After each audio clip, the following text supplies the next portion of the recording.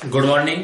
आज बीए अंतिम वर्ष के इतिहास विषय में गोद निषेध प्रथा टॉपिक के साथ उपस्थित है। कल के टॉपिक में हमने पढ़ा था साइक संधि।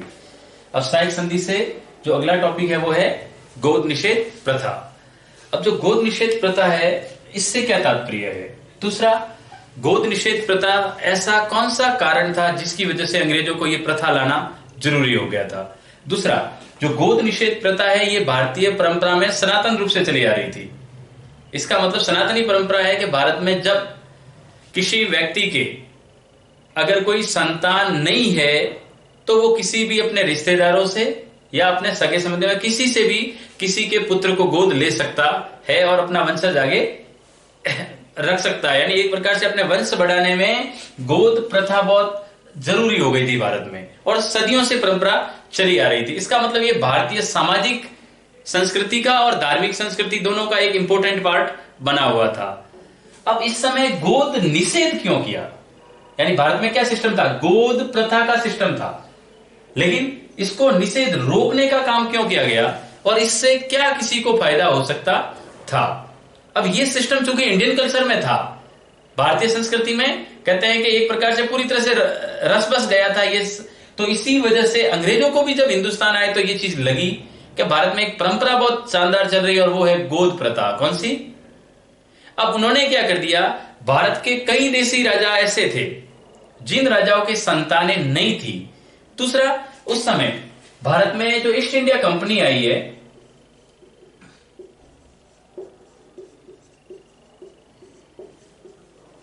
उस ईस्ट इंडिया कंपनी के जितने भी सर्वे सर्वा लोग हैं, संचालक लोग हैं, उनको लग रहा था कि भारत में अपनी सत्ता को अगर बढ़ाना है, वृद्धि करनी है, तो हमें कुछ ऐसे परिवर्तन करने पड़ेंगे जिससे कोई फायदा हो।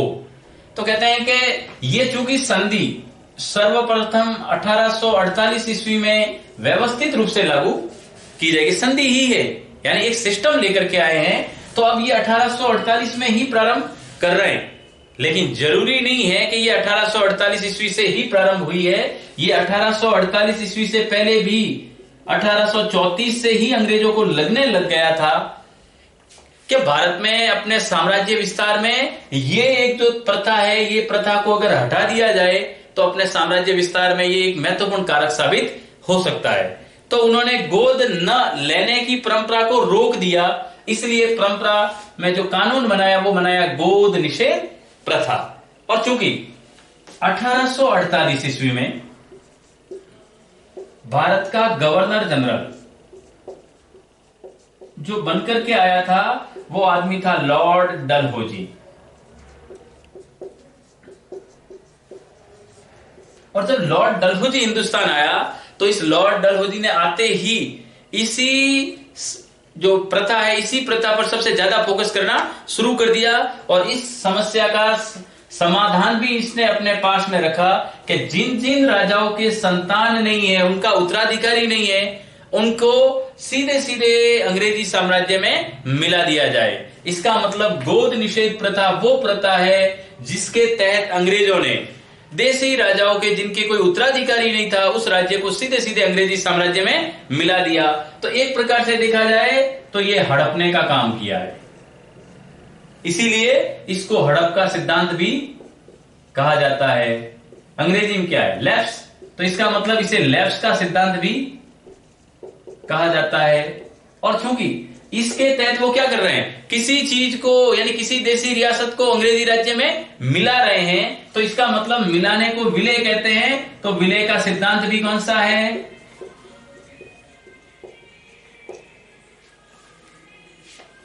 सीधी सी बात है, पहला है हड़प का सिद्धांत, सेकंड है लैप्स का सिद्धांत, थर्ड है विलय का सिद्धांत। लेकिन ये तीनों अलग नहीं है, ये तीनों इस स्लैश में अपन को लिखना है। यानी हड़प का सिद्धांत को तो भी यही है, लैप्स का सिद्धांत को तो भी यही है और विलय का सिद्धांत बोला जाए तो भी यही है। और इन्हीं तीनों सिद्धांतों की मूल जननी गोद निषेध प्रथा है।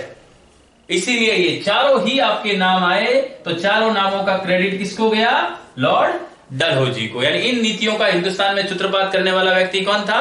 लॉर्ड डलहौजी। अगर एक प्रकार से देखा जाए तो इससे पहले अंग्रेजी साम्राज्य में वृद्धि करने के लिए कारगर संधि साबित हुई थी, तो वो हुई थी साइक संधि।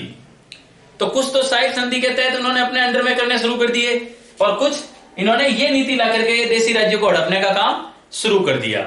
अब क्या था, इसी समय 1848 में जब ये गवर्नर जनरल बनकर के आया, तब की एक घटना है। एक रियासत है दक्षिण भारत में, महाराष्ट्र में, सतारा रियासत। और सतारा रियासत में उस समय जो शासक थे उनका नाम था अप्पा साहेब। इस अप्पा साहेब के कोई संतान नहीं थी। और सबसे पहले अगर अंग्रेज गोद निषेध प्रथा के तहत किसी राज्य को अंग्रेजी साम्राज्य में मिलाने की कोशिश कर रहे थे, वो सतारा ही है। तो अप्पा साहब के कोई संतान नहीं थी, तो अप्पा साहब ने एक लड़के वेंकटराव नाम के आदमी को गोद लिया। लेकिन अंग्रेजों ने इसे मानने से इनकार कर दिया, और चूंकि अप्पा साहब के कोई संतान नहीं थी, इस वजह से सतारा रियासत को उन्होंने सीधे सीधे अंग्रेजी राज्य में मिला दिया। तो इस प्रकार गोद निषेध प्रथा के तहत ऐसा पहला राज्य या पहली देसी रियासत जिसको अंग्रेजों ने हड़प लिया, तो वो रियासत थी सतारा रियासत। क्लियर? अब देखो, सतारा रियासत के बाद कुछ रियासतें ऐसी भी थी जिनके नाम ज्यादा फेमस है। जैतपुर, संबलपुर, बगाट, जो महत्वपूर्ण है वही मैं बता रहा हूं। और बगाट के बाद अगर यूं देखा जाए तो एक इंपोर्टेंटली अपन पढ़ लेते हैं अवध को। ठीक है? अब देखो, इसके तहत खूब सारी रियासतों को इन्होंने विलय करवाया, लेकिन इंपोर्टेंट जैतपुर। जैतपुर देखो, सतारा कब आई है? 1848 ईस्वी में विलय कर दिया। जैतपुर को इसी आधार पे 1849 ईस्वी में इन्होंने हड़प लिया। यानी 1849 ईस्वी में इन्होंने गोद निषेध प्रथा का नियम लागू करके कौन सी रियासत हड़प ली? जैतपुर। अब 1849 में ही ये किसको हड़पते हैं? संबलपुर को। अब जैतपुर कई बार पूछा जाता है कहां है, तो याद रखना ये जैतपुर बुंदेलखंड में है। कहां है? बुंदेलखंड का एक पार्ट था, जबकि ये संबलपुर जो है ये उड़ीसा में था। कहां था? उड़ीसा की एक रियासत थी। तो संबलपुर को भी 1849 में और जैतपुर को भी 1849 में। इसके अलावा पंजाब में एक पहाड़ी प्रदेश था, नाम था बघाट। इस बघाट को उन्होंने 1850 में हड़प लिया। इस प्रकार इन्होंने धीरे धीरे एक एक राज्य को हड़पने में इनके लिए सबसे बड़ी सहायक कौन साबित हो गई? गोद निषेध प्रथा। अब इसी आधार पर सबसे इंपॉर्टेंट है अवध। 1856 ईस्वी में इन्होंने अवध को भी इसी आधार पर विलय करवा लिया, और इससे पहले 1854 में इन्होंने झांसी को भी विलय करवाया था। और झांसी की रानी लक्ष्मीबाई जो थी उसके भी दत्तक पुत्र लिया हुआ था, और इसी आधार पर उसके राज्य को हड़पा जा रहा था, और वो एक क्रांति का कारण बन गया था। तो गोद निषेध प्रथा वो है जिस प्रथा के तहत अंग्रेजों ने भारत की सामाजिक और आर्थिक व्यवस्था को चरमरा दिया।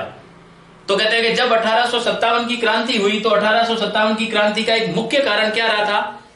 गोद निषेध प्रथा लागू करना। और इस गोद निषेध प्रथा की वजह से पूरा भारतीय समाज अंग्रेजों से गुस्सा था। दूसरी चीज, इसी गोद निषेध प्रथा से इन्होंने भारतीय संस्कृति पर हमला बोला है। तो जो भारतीय संस्कृति के जो पोषक थे, जिनको लग रहा था कि भारतीय संस्कृति पर कुठाराघात किया जा रहा है, उन्होंने अंग्रेजों का विरोध करना शुरू कर दिया। और दूसरी चीज, राजनीतिक रूप से भी ये कारगर हुआ। और कारण ये था कि कई राज्यों की रियासतों को इस आधार पर हड़पने का काम किया था, इसलिए वहां के जो देसी राजा थे वो सब अंग्रेजों के विरोधी हो गए थे। तो इसका मतलब ये हुआ कि 1857 की क्रांति का एक मुख्य कारण कौन सा माना जाता है? गोद निषेध प्रथा। और ये गोद निषेध प्रथा सामाजिक कारण में भी मानी जाती है और धार्मिक कारण में भी मानी जाती है, क्योंकि धर्म के क्षेत्र को भी ये प्रभावित करती है। अब इससे कंपनी को क्या फायदा हुआ है?